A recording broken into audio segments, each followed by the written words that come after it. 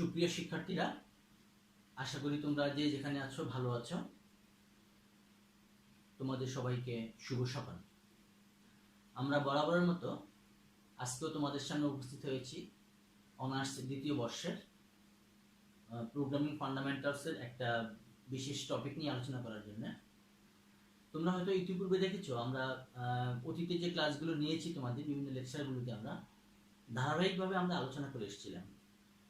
ফরটার্ন statement, ফরটার্ন variable থেকে শুরু করে আমরা কিভাবে আমরা স্টেটমেন্ট লিখব, বিভিন্ন ধরনের স্টেটমেন্ট সম্পর্কে আমরা তোমাদেরকে ব্যাখ্যা দিয়েছি, লুপ পড়েছি, তারপরে বিভিন্ন ধরনের আমাদের সেখানে স্ট্রাকচার ছিল, স্ট্রাকচারগুলো নিয়ে আমি তোমাদের সাথে আলোচনা করেছি।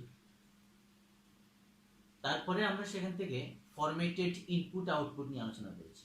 আমি একটু রিভলভ করছি যাতে তোমরা হয়তো সরি তো সেই ফরম্যাটেড ইনপুটের আউটপুট স্টেটমেন্টগুলোর পরে আমরা আজকে যেটা নিয়ে তোমাদের সাথে কথা বলতে যাচ্ছি সেটা হচ্ছে অ্যালগরিদম এবং ফ্লো চার্ট।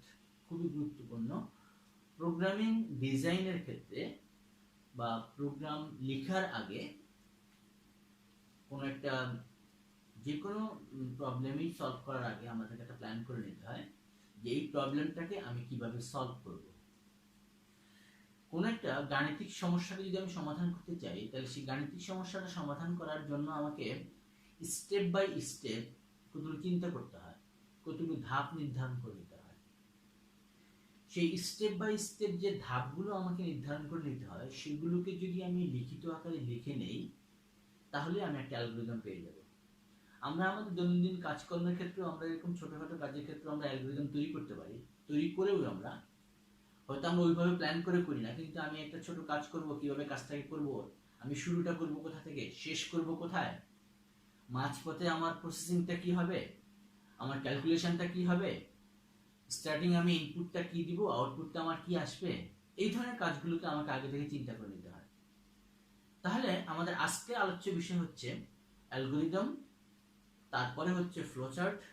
যদি আমরা সম্ভব হয় আমরা একটা প্রোগ্রাম লিখে তোমাদেরকে অ্যালগরিদম এবং ফ্লোচার্ট দেখানোর চেষ্টা করব।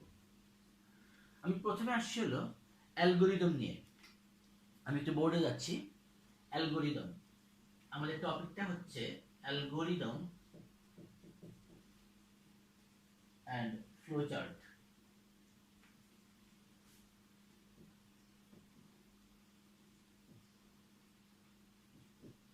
Algorithm and flowchart. তাহলে বরাবরের মতোই আমি যে কথা বলেছিলাম যে অ্যালগরিদমটা কি। অ্যালগরিদম হচ্ছে an algorithm is a step by step method for solving a problem. Step by step method which can be written in systematically and sequentially. আমাকে সিস্টেমেটিক ওয়েতে লিখতে হবে, সিকোয়েন্সিয়ালি ওয়েতে লিখতে হবে। অর্থাৎ কোন ধাপের পরে কোন ধাপটা কার্যকরী হবে, কোন স্টেপটা আগে হবে, কোন স্টেপটা পরে হবে, এটা আমাদেরকে মাথায় রেখে অ্যালগরিদমটাকে আমাদের লিখতে হবে।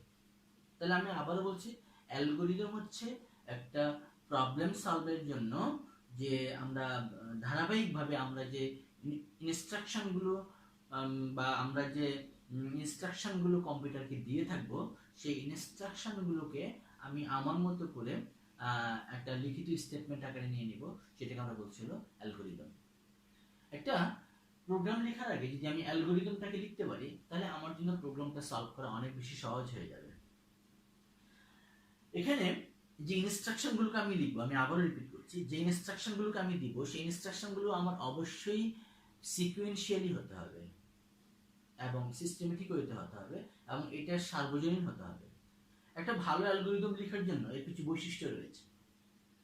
এক নম্বর হলো এই অ্যালগরিদমগুলো আমাদের সিম্পল হতে হবে যাতে এটা সহজে বোঝা যায়। অ্যালগরিদম শুড বি সিম্পল, অর্থাৎ স্টেপ বাই স্টেপ এটা সিম্পল হতে হবে। এবং এটা সবচেয়ে বড় কথা হলো আনঅ্যাম্বিগুয়াস হতে হবে, অর্থাৎ এটা দ্ব্যর্থহীনভাবে, অর্থাৎ এর মধ্যে কোনো অস্পষ্টতা থাকতে পারবে না। অ্যালগরিদমের মধ্যে যখনই কোনো অস্পষ্টতা থাকবে তখন কিন্তু সেটা একটা পরিপূর্ণ অ্যালগরিদম হিসেবে আসতে পারবে না। এবং এটা এই অ্যালগরিদম কোন একটা প্রবলেম সলভিং এর জন্য এটা ইফেক্টিভ হতে হবে, কার্যকরী হতে হবে। যে প্রবলেমটা আমি সলভ করব সেই প্রবলেম সলভিং এর ক্ষেত্রে এই স্টেপগুলো আমার ইফেক্টিভ হতে পারে। ইনএফেক্টিভ বা কার্যকরী হবে না এরকম কোনো স্টেপ আমরা সেই অ্যালগরিদমের মধ্যে রাখবো না। তারপরে এটা ইউনিভার্সাল হবে, ইট শুড বি ইউনিভার্সাল, অর্থাৎ এটা যাতে সার্বজনীন হয়, যে কেউ দেখে এটা বুঝতে পারে যে এটা এই প্রবলেমের জন্য এই অ্যালগরিদমটা লেখা হচ্ছে। এটা হচ্ছে একটা অ্যালগরিদম কাকে বলে, বা অ্যালগরিদম লিখতে গেলে আমাদের যে জিনিসগুলো মাথায় রাখতে হবে সেগুলো কিনে আমি তোমাদের সাথে কথা বললাম। তো algorithm step by step method, আমরা এটাকে বলতে পারি এভাবে, algorithm is a step by step method और procedure বলতে পারো, step by step method or procedure for solving a problem। আমরা সিম্পলি আমরা যদি অ্যালগরিদমকে বলতে চাই তাহলে এইভাবে বললাম। তাহলে প্রথম শব্দটা হচ্ছে হলো অ্যালগরিদম। এই যে স্টেপ বাই স্টেপ মেথডগুলোকে আমি লিখেছি, এটাকে যদি আমি একটা গ্রাফিক্যালি রিপ্রেজেন্টেশন করতে পারি, ভিজুয়ালি যদি আমি এটাকে শো করতে পারি, তাহলে সেটাকে বলা হবে ফ্লোচার্ট। অ্যালগরিদমের গ্রাফিক্যালি রিপ্রেজেন্টেশনটাই হচ্ছে হলো ফ্লোচার্ট। যেমন ফ্লোচার্ট যদি আমি বলতে চাই, flowchart graphically representation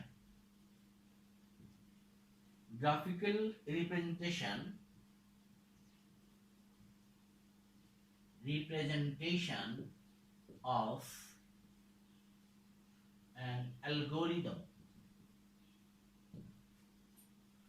আবার বলছি, আমি অ্যালগরিদম লিখতে গিয়ে যে স্টেপ বাই স্টেপ যে প্রসিডিউরগুলোকে আমি লিখেছি, বা যে মেথডগুলোকে আমি লিখেছি, বা যে লাইনগুলোকে আমি লিখেছি, বা যে ইনস্ট্রাকশনগুলোকে আমি লিখেছি, সেগুলোকে যদি আমি গ্রাফিক্যালি রিপ্রেজেন্ট করতে পারি, ভিজুয়ালি যদি আমি এটাকে শো করতে পারি, তাহলে সেটা হবে ফ্লোচার্ট।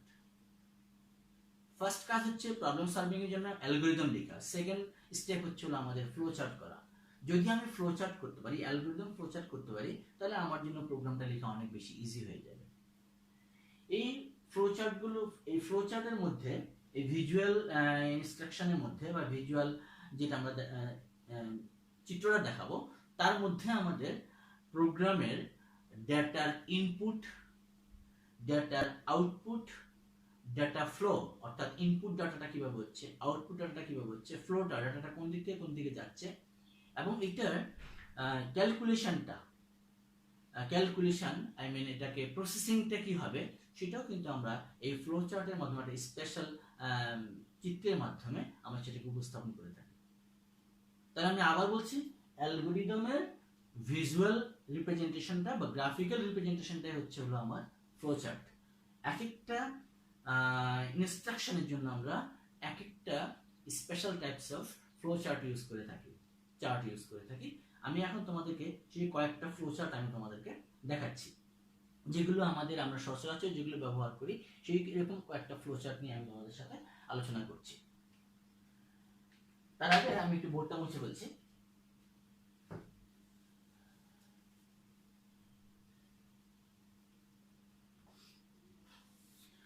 ফ্লোচার্টগুলোর মধ্যে আমাদের প্রথমে আমরা যে ফ্লোচার্টটা ইউজ করি, আমরা যখন এই প্রোগ্রামিং করতে যাই, তখনই আমাদেরকে প্রথমে ডেটা ইনপুট দিতে হয়।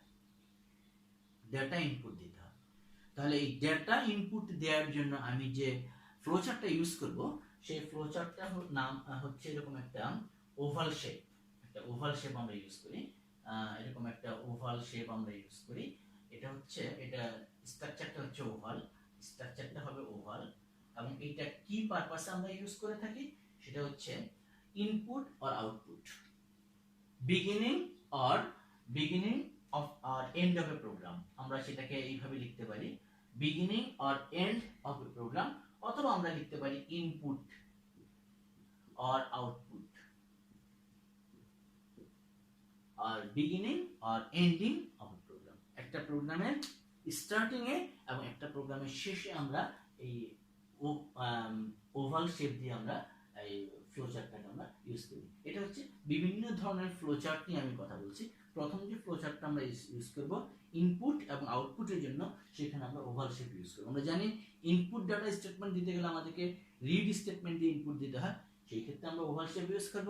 আউটপুটের জন্য আমরা সাধারণত রাইট স্টেটমেন্ট দিয়ে করি, প্রিন্ট স্টেটমেন্ট দিয়ে করি, সেই ক্ষেত্রে আমরা এখানে ওভাল শেপ দিয়ে ইউজ করব ডাটা। দেন হলো ফ্লো লাইন। এরকম আমরা একটা অ্যারো চিহ্ন ইউজ করছি, এটাকে আমরা বলছি হলো ফ্লো লাইন, অর্থাৎ ডেটার ফ্লোটা কোন দিক থেকে হচ্ছে। হ্যাঁ, ফ্লো ইন এ প্রোগ্রাম, এটা হচ্ছে data flow in a program. আমরা যদি বলি আগে ডিরেকশন যেটা আমরা বলছি, ডেটা ফ্লোটা কি হচ্ছে, অর্থাৎ ডাটাটা কোন দিক থেকে কোন দিকে যাচ্ছে, সেই ফ্লোটাকে আমি ইন্ডিকেট করছি হলো এরকম একটা অ্যারো চিহ্ন দিয়ে। দেন হচ্ছে প্যারালেলোগ্রাম। প্যারালেলোগ্রাম, এটা হচ্ছে প্যারালেলোগ্রাম, প্যারালেলোগ্রাম। প্যারালেলোগ্রামটা আমরা ইউজ করছি যে ডেটার ক্যালকুলেশনের জন্য, অর্থাৎ অপারেশনের জন্য। আমরা যেটাকে বলি যে আমরা এখানে প্যারালেলোগ্রাম দিয়ে আমরা এখানে ক্যালকুলেশন করব, সে addition or subtraction or multiplication অপারেশনের জন্য আমরা এখানে ইউজ করে থাকবো প্যারালেলোগ্রামকে। অপারেশন, এটা হলো অপারেশনের জন্য। আমরা ফরট্রান প্রোগ্রামিং এ যে ধরনের অপারেশনগুলো ইউজ করে থাকি, যে এডিশন, সাবট্রাকশন, মাল্টিপ্লিকেশন, এই ধরনের ক্ষেত্রে আমরা প্যারালেলোগ্রামকে ইউজ করব। অথবা আমরা এরকম বলতে পারি প্রসেসিং। প্রসেসিং, এখন এখানে একটু প্রশ্ন আছে, প্রসেসিংটা আসলে কি? যেমন আমি যদি 3+2 আউটপুট বের করতে চাই, তাহলে আমরা কি করি? 3+2, 3 এর সাথে 2 কে যোগ করে আমি সেখান থেকে 5 বের করছি। তাহলে এখানে আমার একটা ডেটার একটা প্রসেস হচ্ছে, আমার মেমোরির মধ্যে একটা কাজ হচ্ছে। এই যে প্রসেসিংটা, সেই ক্ষেত্রে আমরা এরকম প্যারালেলোগ্রাম আমরা বা সামুদ্রিক আকারের একটা চিত্র দিয়ে আমরা সেটাকে উপস্থাপন করে থাকি। তারপরে হচ্ছে হলো প্যারালেলোগ্রাম আমরা অপারেশনের জন্য ইউজ করে থাকি। প্যারালেলোগ্রাম আমরা বলছি হলো ফর ইনপুট এবং আউটপুট। আর ওভাল শেপ দিয়ে আমরা, আচ্ছা আমরা একটু চেঞ্জ করে দিই তোমাদেরকে। আমরা যদিও এখানে বলেছি আসলে এখানে আমরা ইনপুট না বলে আমরা এটাকে আমরা স্টার্ট বলি, অর্থাৎ ডেটাকে আমরা শুরুতেই এরকম একটা করি। যদিও শব্দগুলো খুব কাছাকাছি, তাহলে আমাদের বুঝতে সুবিধা হবে। ওভাল শেপ দিয়ে আমরা স্টার্ট এবং স্টপ, অর্থাৎ শুরু করছি এবং শেষ করছি। আর প্যারালেলোগ্রামটা দিয়ে আমরা বলছি হলো, এখানে আমরা বলছি হলো অপারেশন আমাদের ঠিক আছে, প্যারালেলোগ্রাম দিয়ে আমরা অপারেশন আমাদের ঠিক আছে। এখানে আমরা আসলে ইনপুট আর আউটপুট দিচ্ছি, ইনপুট আর আউটপুট, সিম্বল দুটো কাছাকাছি। আচ্ছা, এরপরে আমাদের যেটা আছে হলো একটা রেক্ট্যাঙ্গেল। এই কাজটা আমরা এখানে করব, এই রেক্ট্যাঙ্গেল দিয়ে করব। রেক্ট্যাঙ্গেল দিয়ে আমরা করছি হলো, এখানে আমরা করছি হলো ডিসিশন আর ইনপুট আউটপুট অপারেশন লাইনে লিখলাম, এটা আমরা লিখব হলো ক্যালকুলেশন। আচ্ছা, আমরা তাহলে এই শব্দটা এখানে মুছে ফেলি, অপারেশনটা আমাদের এখানে রাখার দরকার নেই। আমরা এখানে ইনপুট এবং আউটপুট লিখেছি, আমরা এখানে কনফিউজিং হতে পারে, ইনপুট আউটপুট। আর রেক্ট্যাঙ্গেল দিয়ে আমরা বলছি হলো ক্যালকুলেশন আর ডিসিশন, ক্যালকুলেশন আর প্রসেসিং, PROCESSING। যেমন আমি যে কথাটা বলতে চাচ্ছিলাম এইমাত্র, যে 3+2 = 5, এটা আমার একটা ডেটা প্রসেস হচ্ছে, আমার মেমোরির মধ্যে একটা প্রসেস হচ্ছে। সেই প্রসেসিং এর ক্ষেত্রে আমরা যেটা ইউজ করব সেটা হচ্ছে আমরা এরকম একটা রেক্ট্যাঙ্গেল চিহ্ন ইউজ করে আমরা সেখানে ক্যালকুলেশনের জন্য ইউজ করব। আরেকটা খুব গুরুত্বপূর্ণ সিম্বল আমরা ইউজ করে থাকি, সেটাকে আমরা বলি হলো এরকম শেপ দিয়ে আমরা ইউজ করি হলো ডায়মন্ড শেপ।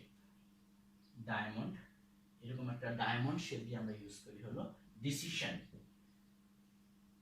এটা হচ্ছে ফর ডিসিশন। হ্যাঁ, ডিসিশনের জন্য আমরা এই ডিসিশন, অর্থাৎ লজিক্যাল স্টেটমেন্টের ক্ষেত্রে ইয়েস অর নো, এই ধরনের যখন আমাদেরকে আনসার নিতে হবে, ডিসিশন যখন আমাদেরকে নিতে হবে, তখনই আমরা এরকম ডায়মন্ড শেপের একটা ফ্লো চার্ট ইউজ করব। ডায়মন্ড শেপের একটা ফ্লো চার্ট ইউজ করব। আর কানেকশনের জন্য যদি আমরা একটার সাথে আরেকটাকে কানেকশন করতে চাই, সেই কানেকশনের জন্য আমরা আরেকটা ডাটা ইউজ করে থাকি। ফর কানেকশন এরকম একটা সার্কেল ইউজ করি হলো আমরা কানেকশনের জন্য। ফর কানেকশন এটা সার্কেল ইউজ করি, এটার নাম হচ্ছে সার্কেল। এটা আমরা ইউজ করি হচ্ছে হলো কানেকশনের জন্য। সার্কেল ইউজ করি আমরা, এটা আমরা কানেকশনের জন্য।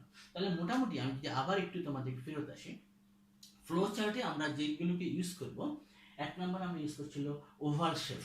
ওভাল শেপটা ইউজ করছিল স্টার্ট আর স্টপ, অর্থাৎ প্রোগ্রামের শুরুতে এবং প্রোগ্রামের শেষে আমি ওভাল শেপটা ইউজ করছি।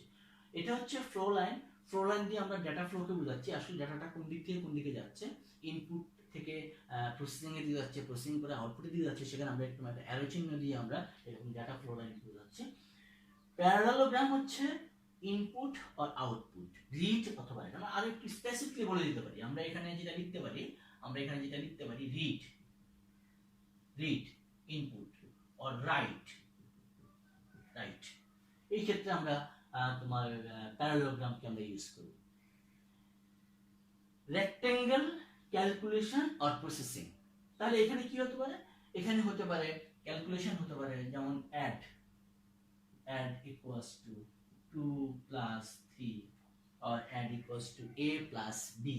তাহলে এইটা একটা ক্যালকুলেশন হচ্ছে অথবা একটা প্রসেসিং হচ্ছে, এবং এইসব ক্ষেত্রে আমি রেক্ট্যাঙ্গেল ইউজ করব। শিক্ষার্থীরা আরেকটা খুব গুরুত্বপূর্ণ যেটাকে বলছিলাম আমরা ডায়মন্ড শেপের ডিসিশনের জন্য, যেমন আমি জিজ্ঞেস করলাম is 5 greater than 3 or equal to 3।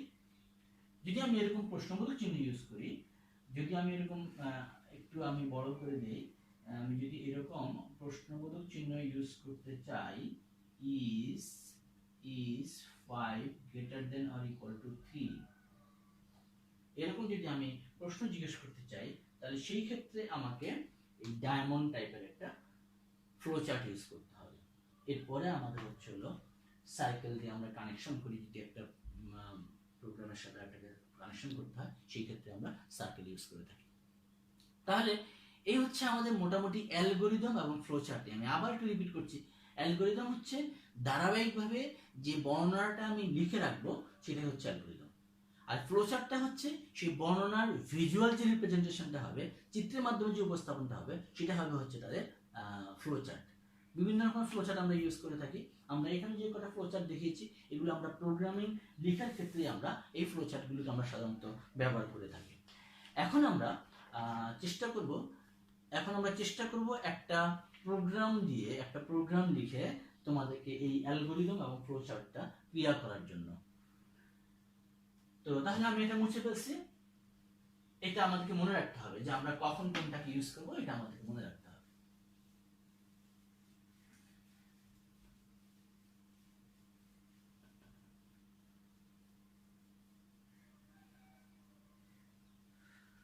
কোশ্চেনটা হচ্ছে এরকম, write an algorithm and flowchart to read an integer n.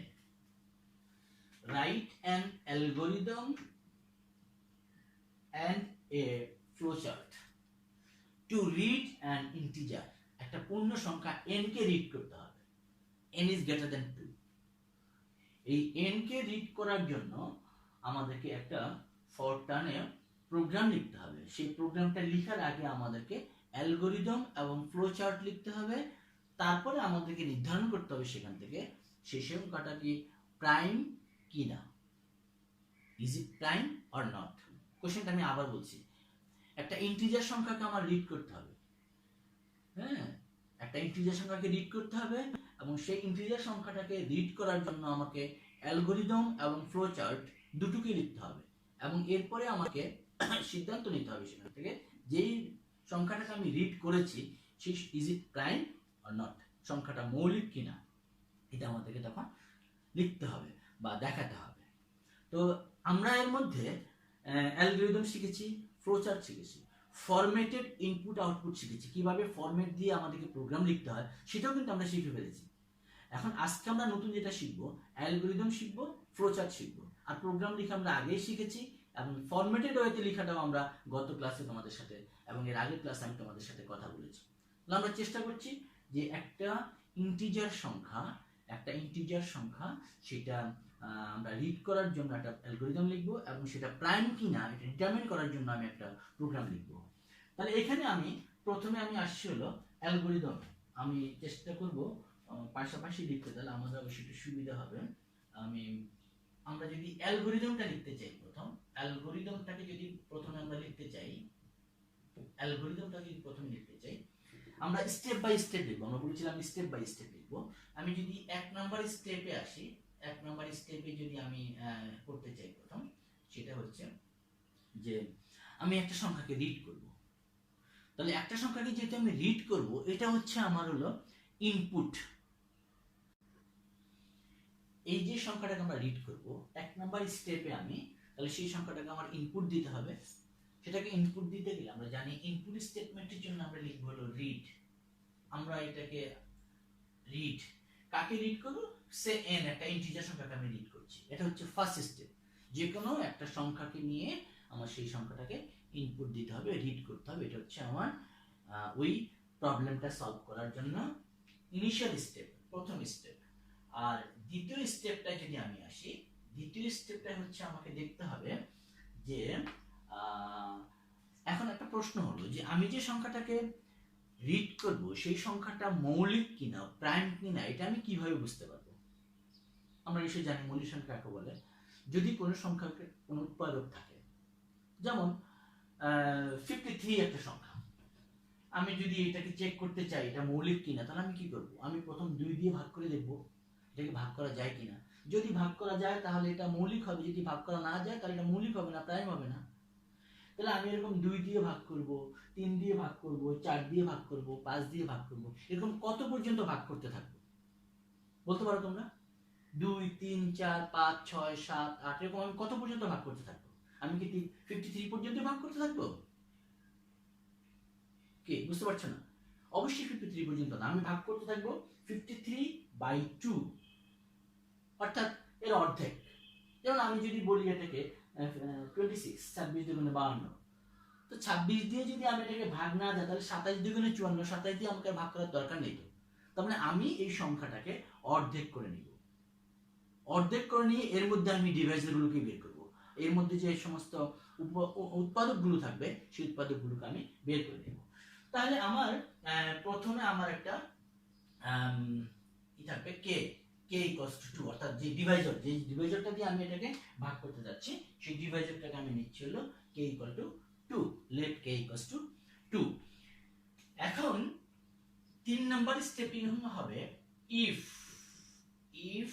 k divides n, অর্থাৎ এই n কে যদি k দ্বারা ভাগ করা যায়, k divides n মানে হচ্ছে, আমরা এগুলো তোমাদের সাথে থিওরিটিক্যাল ক্লাস আলোচনা করেছি, ফান্ডামেন্টাল অফ ম্যাথমেটিক্সও ছিল, জিসিডি এসইএম যখন বের করেছিলাম, ডিভাইজার বের করেছিলাম। if k divides n, অর্থাৎ n যদি k দ্বারা বিভাজ্য হয়, if k divides n, তাহলে আমার একটা নতুন আমার কি হবে? তাহলে সংখ্যাটা কি হবে? সংখ্যাটা কি প্রাইম হবে নাকি প্রাইম হবে না? নিশ্চয়ই সংখ্যাটা প্রাইম হবে না, কারণ এই nটা যদি 2 দ্বারা ভাগ করা যায় তাহলে আমরা বলবো এই সংখ্যাটা কি প্রাইম নয়, k is not prime। R k is not prime যদি হয় তাহলে আমরা সেখানে আমরা লিখে দিব যে k is not prime। তাহলে আমি এখানে একটা লুপ কন্ট্রোল ভ্যারিয়েবল দিব, গো টু একটা স্টেপ দিব। কত নাম্বার স্টেপে যায় আমি একটু দেখছি, একটা স্টেপ আমি দিব, কত নাম্বার স্টেপে আমি যাই সেটা আমি দেখবো। এই জন্য আমি স্টেপিংটা লিখি নাই। if k divides n, go to step, অর্থাৎ আমি সেখানে গিয়ে আউটপুট নিয়ে নিব যে এই সংখ্যাটা প্রাইম নাম্বার, কাজে এটা তুমি আমাকে প্রিন্ট করে দেখাও। 4 নাম্বার স্টেপে আমরা বলছি হলো তাহলে k = 2 দিয়ে ভাগ করলাম, দেখলাম যে k দিয়ে এটাকে ভাগ করা যাচ্ছে না, তাহলে আমি কি করব? 3 দিয়ে ভাগ করব। তার মানে আরেকবার k এর সাথে 1 একটা ইনক্রিমেন্ট যোগ করতে হবে। তাহলে 4 নম্বর স্টেপে আমি লিখব k = k + 1। k = k + 1 আমি করার পরে এখন আমি 5 নম্বর স্টেপে গিয়ে দেখব যে এই k, এখন যে k এর মানটা পেয়েছি সেই k এর মানটা n এর মানের অর্ধেক কিনা। ডিভাইজারটা n এর অর্ধেক কিনা। তার মানে if k less or equals to n/2 যদি অর্ধেক হয় তাহলে আমি সিদ্ধান্ত নিব কি একটা, আমি একটা সিদ্ধান্ত এখান থেকে নিয়ে নিব, যদি সেটা হবে সিদ্ধান্তটা আমি তখন আবার এখানে ফেরত যাব, যদি অর্ধেক না হয় তাহলে আমি আবার ফেরত যাব। তাহলে এখানে আমার একটা গো টু স্টেপ নাম্বার আমার দিতে হবে, সেই স্টেপ নাম্বারটা হচ্ছে হলো 3। If k less or equals to n/2 বোঝার চেষ্টা করো, তার মানে কে এর মানটা যদি n/2 এর অর্ধেকের থেকে ছোট হয় তাহলে আমি আবার সে 3 নাম্বার স্টেপে যাব। যেমন আমি 53 কে ভাগ করছিলাম, 53 কে আমি প্রথম ভাগ করেছি 2 দিয়ে, তো 2 দিয়ে এটাকে ভাগ করা যাচ্ছে না। তারপর আমি যাব কোথায়, 3 দিয়ে, 2 + 1, তার মানে 3 দিয়ে ভাগ করছি, তো 3 দিয়ে ভাগ করে দেখছি 3 দিয়ে ভাগ করা যাচ্ছে না। তাহলে আমি দেখব এই 3টা কি 53/2 এর থেকে ছোট কিনা। যদি ছোট হয় তাহলে আমি আবার রিপিট করতে হবে, আবার 4 দিয়ে ভাগ করতে হবে, আবার 5 দিয়ে ভাগ করতে হবে, এইভাবে আমাকে এইটাকে রিপিট করতে হবে। তাহলে গো টু না আমার স্টেপ নাম্বার 3। 6 যদি এটা না হয় তাহলে আমি এখান থেকে আমার কাজটা হয়ে গেল, আমি এখন লিখে দিব print n is a prime, n is a prime number অথবা n is a prime। 7 number স্টেপে যদি আমি এটাকে পেয়ে গেলাম তাহলে আমার এখানে আমি স্টপ করে দিলাম, স্টপ। আর যদি না পেয়ে যাই তাহলে আমার এই যে আমাকে এখানে আবার সেটা লিখতে হবে, print n is not a prime। এটা হচ্ছে 8 নাম্বার। তাহলে এই যে আমি বলেছিলাম, আচ্ছা শেষ করে নেই 9, তাহলে এখানে স্টপ আর 10 নাম্বার আমি লিখব হলো এন্ড।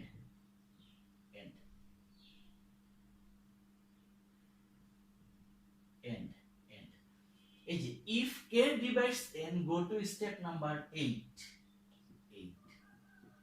আমি আবার একটু ব্যাখ্যা দিচ্ছি তোমাদেরকে, দেখো এখানে আমি প্রথমে যে কাজটা করেছি, একটা সংখ্যাকে আমি রিড করেছি n, রিড করার পরে আমি দেখব যে সেই সংখ্যাটা আরেকটা আমি নিয়েছি, সেটা হচ্ছে k ইন্টিজার সংখ্যা, k = 2, এটা আমি ধরে নিয়েছি, অ্যাসাইন করেছি, এটা অ্যাসাইনমেন্ট স্টেটমেন্ট হিসেবে যাবে, এটাকে অ্যাসাইন করেছি। ইফ k ডিভাইডস n অর্থাৎ n টাকে যদি আমি 2 দিয়ে ভাগ করতে পারি, k দিয়ে ভাগ করতে পারি, যদি আমি ভাগ করতে পারি তাহলে আমার সিদ্ধান্ত হয়ে যাবে যে সংখ্যাটা হচ্ছে prime number. If k divides n go to step number 8, অর্থাৎ গো টু স্টেপ নাম্বার 8 মানে print n is not a prime, অর্থাৎ আমাকে সে প্রিন্ট করে দেখাবে যে এটা প্রাইম নাম্বার না, যেহেতু এটা 2 দিয়ে ভাগ করা যাচ্ছে, এটা একটা ডিভাইজার রয়েছে 2, কাজে এটা প্রাইম নাম্বার না। তারপরে কি হবে, স্টপ এন্ড, প্রোগ্রাম শেষ। কিন্তু যদি k does not divide n অর্থাৎ যদি n কে k দ্বারা ভাগ করা না যায় তাহলে আমি কি করব, আমি k এর মানটাকে 1 করে বাড়াবো, k = k + 1 অর্থাৎ 2 + 1 3 করব, 3 + 1 4 করব। এখন k এর মানটা যখন আমি 1 করে বাড়িয়েছি তখন কি হলো, if k less or equals to n/2, যে k এর মানটা আমি এখন পেয়েছি সেই k এর মানটা n/2 এর থেকে ছোট কিনা আমি দেখব। যদি ছোট হয় তাহলে আমি কোথায় যাব, আবার স্টেপ নাম্বার 3 তে যাব, লুপ, আমি লুপ পড়িয়েছি তোমাদেরকে, আবার লুপের মধ্যে ঢুকে যাব, সেই k এর মান 3 দিয়ে আমি দেখব এই n কে 3 দ্বারা ভাগ করা যাচ্ছে কিনা। if 3 divides n অর্থাৎ 53 divides 3, তাহলে যদি আমরা এটাকে n কে k কে n দ্বারা আমরা ভাগ করতে পারি, n কে k দ্বারা ভাগ করতে পারি, তাহলে আমি 3 তে যাব, তারপর আবার k এর মান যোগ করব, k + 1। ঠিক একই ভাবে এই সার্কেলটা এখান থেকে এইটুকু পর্যন্ত এটা চলতে থাকবে, এই লুপটা কতক্ষণ পর্যন্ত চলতে থাকবে, যতক্ষণ পর্যন্ত k এর মানটা n এর অর্ধেক না হবে, অর্ধেক অথবা অর্ধেকের থেকে ছোট যতক্ষণ থাকবে ততক্ষণ পর্যন্ত এটা চলতেই থাকবে। দেন আমরা লিখব print n is a prime, print n is a prime। যদি আমরা পেলাম যে k এর মান n/2 এর সমান হয়ে গেল, তখন আমরা সেখান থেকে বলতে পারবো বা তার থেকে বড় হয়ে যাবে, তখন আমরা বলছি n is a prime number, then stop. আর এখানে আমরা আগেই বলেছি স্টপ যখনই আসবে তারপর সরাসরি এখানে এন্ডে চলে আসবে, মাঝখানে এই দুটো লাইন আর সেখানে কাজ করবে না। তাহলে এটা হচ্ছে একটা অ্যালগরিদম, ফরট্রান প্রোগ্রামিং লেখার জন্য এটা একটা অ্যালগরিদম। এরকম যে কোনো প্রবলেমকে সলভ করার জন্যই আমরা এরকম অ্যালগরিদম লিখতে পারি।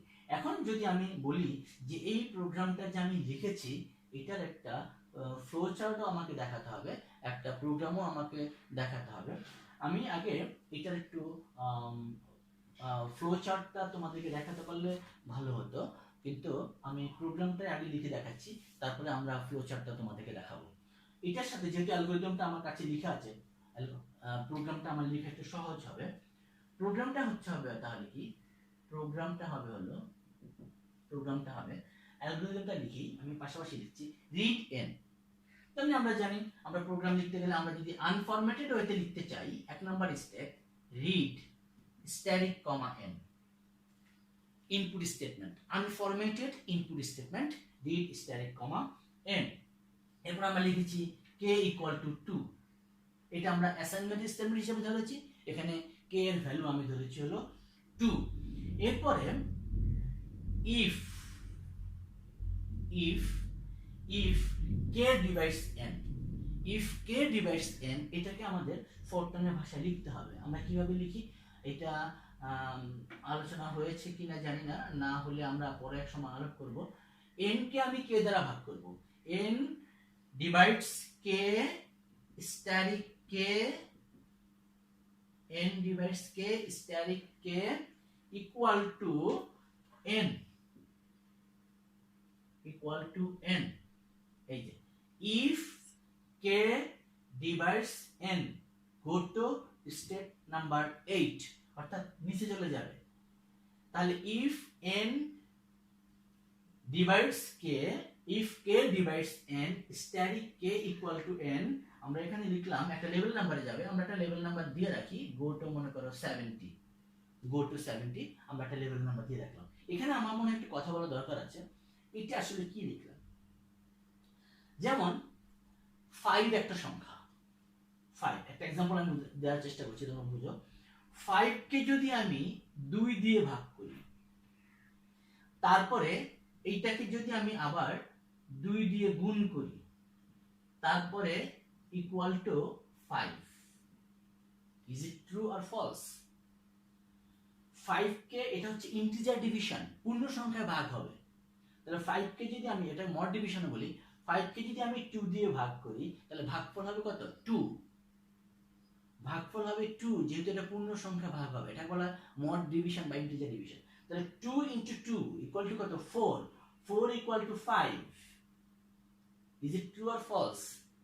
false, is it true or false? it is false। তাহলে কোন সংখ্যা মৌলিক কিনা এটা আমাদের প্রোগ্রামিং ক্ষেত্রে যদি আমরা আইডেন্টিফাই করতে চাই, তাহলে n divides k static k equals to n, যদি এটা ট্রু হয় তাহলে সংখ্যাটা হবে মৌলিক, আর যদি ট্রু না হয় তাহলে এটা হবে হলো মৌলিক না, মানে প্রাইম না, যেটা আমরা বলছিলাম প্রাইম না। তাহলে if n slash k static k equal to n, go to আমরা 70 দিলাম। দেন আমরা এখানে কি করেছিলাম, k equals to আমরা দিয়েছিলাম k plus 1, if k less or equals to n by 2, এখানে একটা if statement, if k less or equal to n by 2, if k less or equals to n by 2, আমরা এখানে আরেকটা go to statement দিয়েছিলাম, এই যে এটা মনে করো 3 নম্বরে যাবে, এটাকে মনে করো তুমি 30 দিয়ে দাও, এখানে মনে করো 3 নম্বরে আমি এখানে 30 দিয়ে দিলাম, এই যে go to 30। if k less or equals to n by 2, go to step number 3, আমি এই যে এখানে এটা 30 দিলাম, তার মানে সে কন্ট্রোলটাকে ট্রান্সফার করে 30 তে নিয়ে যাবে। দেন আমার ছিল print, then print static comma, এখন n is a prime, আমি যদি এই কথাটাকে প্রিন্ট করতে চাই, আমি যদিও প্রোগ্রামটাকে আনফরম্যাটেড ওয়েতে লিখছি, কিন্তু আমি এখানে যদি এই স্টেটমেন্টটাকে বা এই ক্যারেক্টারটাকে, এই কমেন্টটাকে আমি লিখতে চাই, তাহলে আমি বলেছিলাম যে একটা স্ট্রিং দিয়ে আমি যদি লিখি n is a prime, তাহলে ওই স্ট্রিং এর মধ্যে আমার যা থাকবে সেটাকেই সে প্রিন্ট করে দেখাবে, এবং সাথে দিয়ে দিলাম n, অর্থাৎ সংখ্যাটাকে সে আমাকে দেখাবে, কমা n, অর্থাৎ প্রিন্ট করবে কাকে, n কে প্রিন্ট করবে, যে nটাকে সে রিড করেছিল এবং তার আগে সে লিখে দেখাবে n ইজ এ প্রাইম। আমি যদি এটা না লিখতে চাই নো ম্যাটার, শুধুমাত্র সেই সংখ্যাটাকে দেখাবে n ইজ এ প্রাইম। তারপর আমি বলেছিলাম হলো stop stop stop, then print n is not a prime. হ্যাঁ, এখানে আমাদের হলো সেই যে 70 লিখেছিলাম, if n by k static k equal to n, যদি হয় তাহলে আমরা কি লিখব, আমরা বলবো যে এটা প্রাইম না। যদি কোনো সংখ্যাকে 2 দিয়ে ভাগ করা যায় তাহলে সেটা প্রাইম না, it is not a prime. তার মানে n by 2 static 2 equal to 4, মানে এখানে 4 বাই 2 যদি হয়, যেমন আমি যদি একটা 4 ধরলাম, সে 4/2 static 2 equal to 4, it is correct. কারণ এখানে হবে আগে ভাগের কাজ হবে, তাহলে 4/2 cos 2, 2 into 2 4, 4 equal to 4, 4 equal to 4, it is true। যদি ট্রু হয় তাহলে লজিকটা যাবে কোথায়, গো টু 70। তাহলে আমি এখানে 70 দিয়ে দিলাম এবং আমি এখানে একটা আউটপুট দিব, সেটা হচ্ছে হলো print static comma n is not a prime। সেটা আমরা লিখেছিলাম যে n is not a prime, n is not a prime দিয়ে স্ট্যাটিক কমা শেষ n সংখ্যাটা আমাকে দেখাবে, দেন আমার স্টপ আর এরপর হচ্ছে হলো এন্ড। তাহলে এটা হচ্ছে আমার একটা এই অ্যালগরিদমের পার্সপেক্টে আমি প্রোগ্রামিংটা সামনে লিখে দেখালাম। এখানে প্রোগ্রামিংটা আমি সামনে লিখে দেখালাম, এই প্রোগ্রামিংটাকে আমি সামনে লিখে দেখালাম অ্যালগরিদমের পার্সপেক্টে। এখানে এটা 70 এর সাথে এই প্রোগ্রামটাকে নিয়ে আসলে অ্যানালাইসিস করার অনেক কিছু রয়েছে, আমরা অনেক কথা বলতে পারি। আমি যদি এই জিনিসটা নিয়ে আলোচনা করতে চাই যে এই যে n /k static k equal to n, আবারও বলছি কোনো সংখ্যা মৌলিক কিনা সেটা যদি আমাকে আইডেন্টিফাই করতে হয় তাহলে আমাকে সেই সংখ্যাটাকে ইন্টিজার ডিভিশনে আমাকে যেতে হবে, ইন্টিজার ডিভিশন করে তারপর আমাকে বের করতে হবে। এখন আমরা এটার ফ্লো চার্টটা তোমাদেরকে দেখানোর চেষ্টা করব। ফ্লো চার্টটা আমি একটু দেখিয়ে দিচ্ছি, অল্প সময়ের মধ্যে একটু ফ্লো চার্টটা দেখিয়ে দিচ্ছি। বোর্ডটা আমার মুছে ফেলতে হবে, অ্যালগরিদমটা আমার এখানে থাকলে ভালো হতো, তবু আমি প্রোগ্রামটা মুছে ফ্লো চার্টটা লেখার চেষ্টা করছি। ফ্লো চার্ট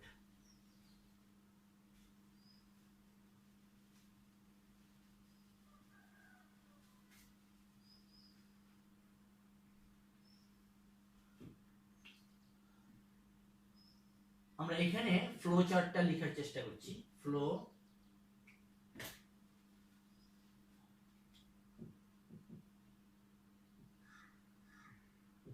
চার্ট আমরা যেটা করেছি যে একটা রিড n কে আমরা ইনপুট দিয়েছি, তাহলে ইনপুটের জন্য আমরা বলেছিলাম তোমাদেরকে যে আমরা এরকম প্যারালেলোগ্রাম ইউজ করব।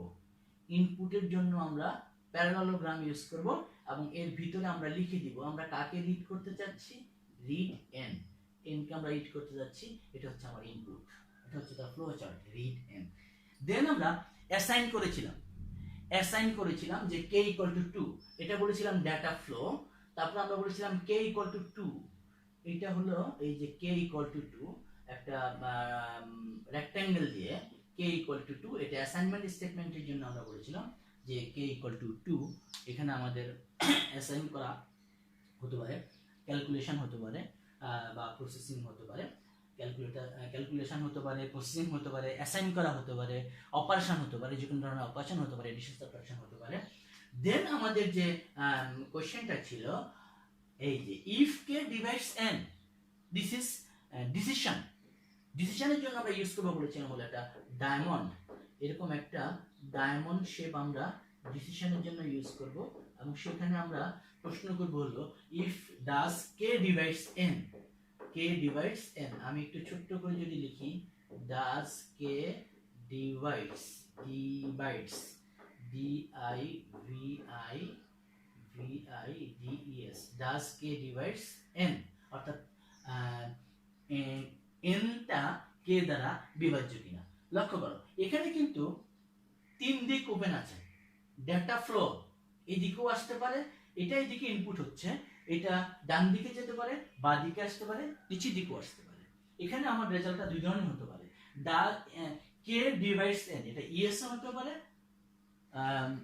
ট্রু হতে পারে, ফলস হতে পারে। লজিক্যাল স্টেটমেন্টের আমরা দুই ধরনের আউটপুট পেয়ে থাকি। তাহলে if K divides N, go to step 8। 8 নাম্বারটা আমার কি ছিল, N is not a prime. তাহলে আমি এখান থেকে এই ফ্লোতে যদি আমি যাই, তাহলে আমি এখান থেকে এসে সরাসরি আমি প্রিন্টের জন্য আমরা বলেছিলাম ওই যে প্যারালোগ্রাম যেটাকে আমরা বলি, আমরা এরকম একটা সামান্তরিক দিয়ে দিব। আমরা একটা সামান্তরিক দিয়ে তারপরে সেখানে লিখব এই যে প্রিন্ট, এখানে আমরা লিখব হলো প্রিন্ট কি, n is not prime, n is not prime, n is not prime আমি লিখলাম এখানে। তাহলে এখান থেকে আমার এটা এই জায়গায় চলে আসলো।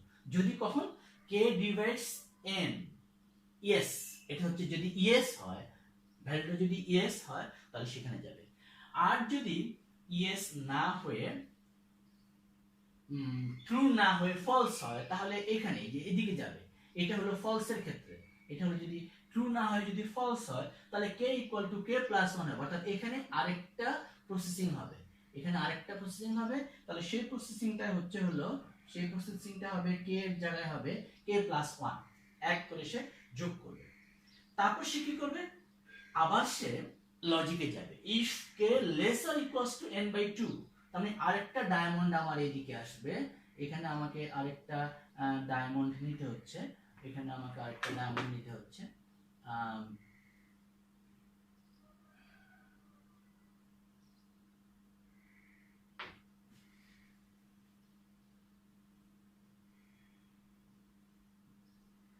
এখানে হচ্ছে k lesser equals to n by 2, অর্থাৎ এখানে আমি একটা সিদ্ধান্ত জানতে যাচ্ছি k n বাই 2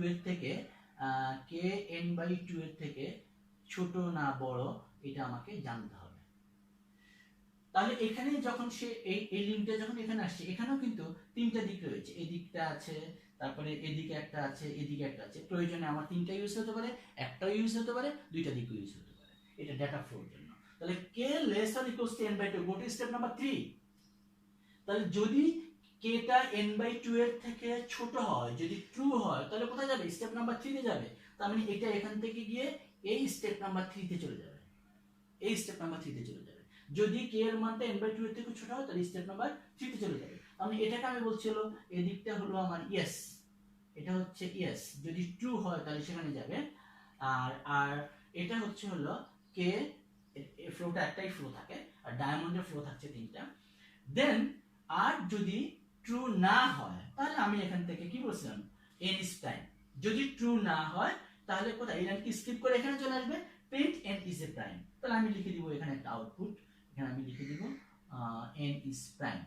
তার মানে আমি এখান থেকে করে দিলাম n is a prime, n is a prime। তাহলে আমার প্রোগ্রাম কিন্তু শেষ হয়ে গেল। এখানেও আমি এই সংখ্যাটাকে পেয়ে গেলাম, এখানে আমি সংখ্যাটাকে পেয়ে গেলাম। তাহলে এখানে আমি বলেছিলাম ক্লোজিং দেওয়ার জন্য আমরা একটা স্টপ ইউজ করব, ওভাল শেপ দিয়ে ক্লোজিং দিয়ে, এটা এখান থেকে এসে এখানে মিশে যাবে, ক্লোজিং দিয়ে আমরা একটা ওভাল শেপ ইউজ করব। এই তাহলে আমরা অ্যালগরিদম লিখেছি, ফ্লো চার্ট লিখেছি, ইভেন আমরা প্রোগ্রামটাও লিখেছি যে একটা সংখ্যা প্রাইম নাম্বার কিনা সেই সংখ্যাটা আইডেন্টিফাই করার জন্য আমরা লিখেছি। তো শিক্ষার্থীরা, আমরা অল্প সময়ের মধ্যে আসলে একটু বেশি কথা মনে হয় বলে ফেলেছি। আমরা পরবর্তী ক্লাসগুলোতেও আমরা আবার একটা রিপিটিশন আসবে, আমাদের অ্যালগরিদম ফ্লো চার্ট আমাদের আবার আসবে, আমরা অন্য কোনো প্রবলেম নিয়ে আবার যখন কথা বলবো। তো তোমরা ততক্ষণ পর্যন্ত ভালোভাবে থাকবে এবং ক্লাসটা একটু বারবার দেখবে, কারণ অ্যালগরিদম ফ্লো চার্টটা বোঝাটা দরকার। আমাদের কোনো একটা প্রোগ্রাম লিখতে গেলে আমাদের সবার আগে অ্যালগরিদম লিখতে হবে, অ্যালগরিদম লেখার পরে আমাদেরকে ফ্লো চার্ট করতে হবে, ফ্লো চার্ট করার পরে আমরা সেই প্রোগ্রামটা লিখতে পারবো। যখনই আমরা কোনো প্রোগ্রামের অ্যালগরিদম ফ্লো চার্ট সঠিকভাবে করতে পারবো, তৈরি করতে পারবো, তখনই আমরা সেই প্রোগ্রামটাকে সঠিকভাবে আমরা লিখতে পারবো। আমরা এই অ্যালগরিদম আমরা আমাদের বাস্তব জীবনে অনেক সমস্যার ক্ষেত্রেও আমরা কাজে লাগাতে পারি, অনেক সমস্যার ক্ষেত্রে আমরা কাজে লাগাতে পারি। দৈনন্দিন জীবনের ক্ষেত্রেও কিন্তু আমরা এরকম অ্যালগরিদম তৈরি করে নেই, সেটা জ্ঞাত সারে হোক আর অজ্ঞাত সারে হোক। তো শিক্ষার্থীরা, আজকে আমরা এখানেই শেষ করব। তোমরা ভালো থেকো, পরবর্তীতে তোমাদের সাথে আবার অন্য কোনো টপিক নিয়ে আমরা আসব। ততক্ষণ পর্যন্ত সবার জন্য শুভকামনা।